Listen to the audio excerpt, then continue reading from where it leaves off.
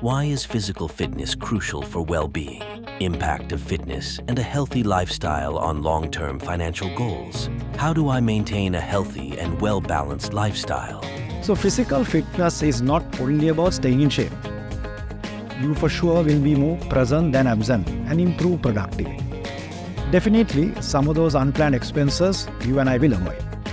Long story short, physical fitness has a direct correlation to your financial well-being.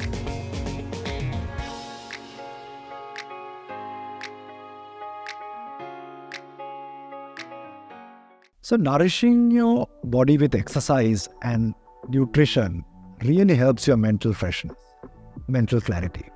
If you take a typical day, all of us are involved in taking countless number of decisions, and you need a sharp, sound mind to do that, especially the financial decisions.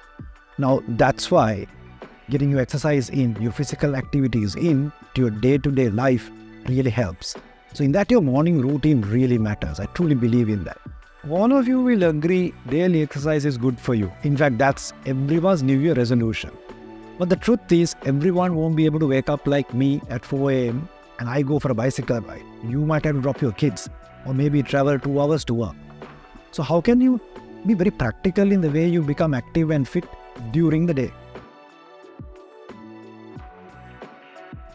Now take for an example, for lunch, if you decide to go out and if you make that a walk, that is being active. Even a meeting at office, you might end up sitting around a table and having a meeting, and that meeting easily can be had by walking around. If you have a staircase, climb it. Don't take the lift. Have you heard of wall push-ups?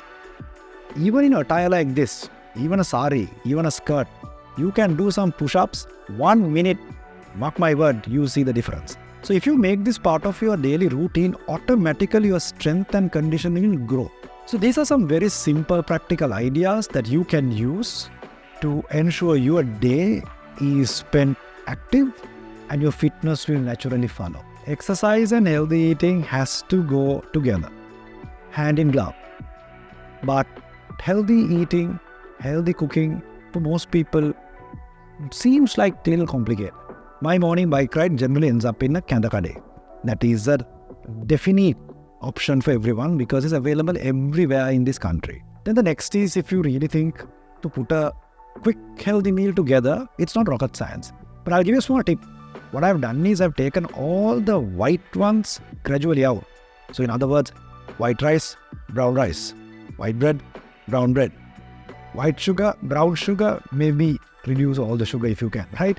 But there are little things you could do. But if you add some spinach, add some tomato, and with some eggs, you already got an omelette going. So your exercise has to go with healthy eating.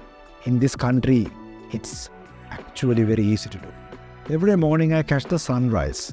That is key to get me energized. At the same time, if you can catch the sunset, maybe a walk, a run, that could help. I try to do that all the time. It's a great way to calm yourself down. Now, even the night, a quiet walk is a great thing to do. At least, if you could read a book, that will slow you down, that will wind you down, and that's going to help your mental well-being. Try this out. It can have a big impact.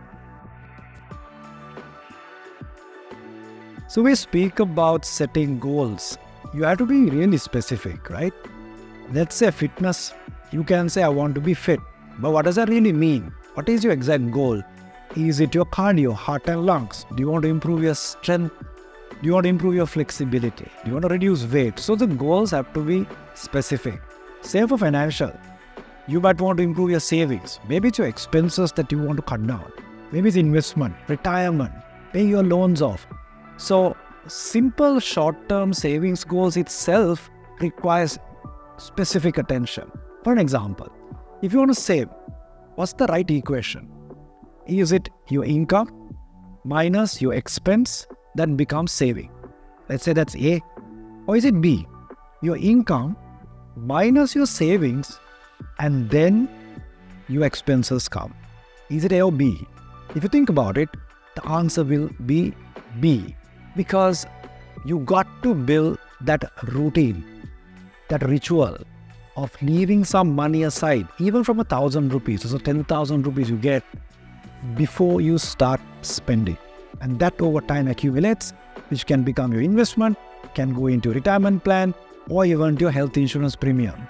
So this thinking is what makes someone go forward. So in my case, I started cycling to work just once a week during my banking career 10 years ago.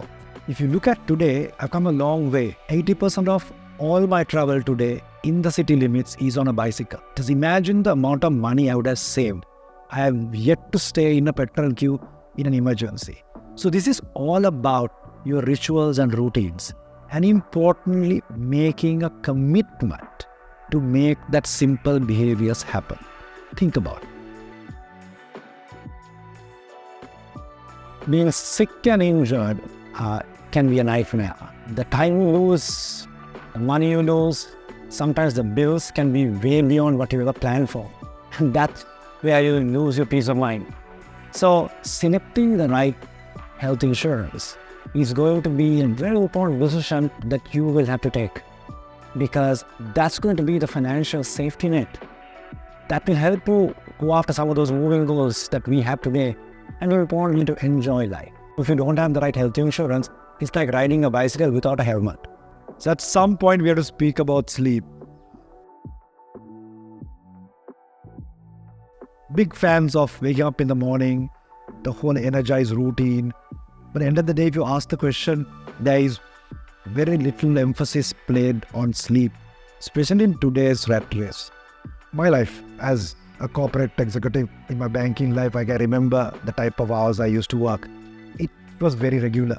I didn't even know why it was important to have that amount of sleep. It can happen to you on an irregular basis.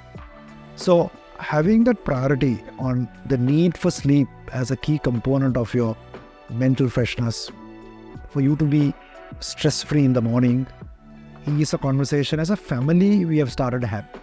The digital distractions, we are all digital. Mobile phones, laptops, social media, knocking those off. So today we ensure our wind down process includes the time that we all should sleep, plus or minus. Switching off lights in the house, even in your bedroom, taking the lights off sets the mood for your body to start, winding down. That's a big factor. It's working for us. So there are a few tips that you could search yourself and start working on this big part. I've shared with you some real and practical tips, ideas. This for sure is going to get you to review and rebuild your own formula for success. And if you share this with your family, your friends, and your community, that, my friends, will be the greatest gift that you can give all of them.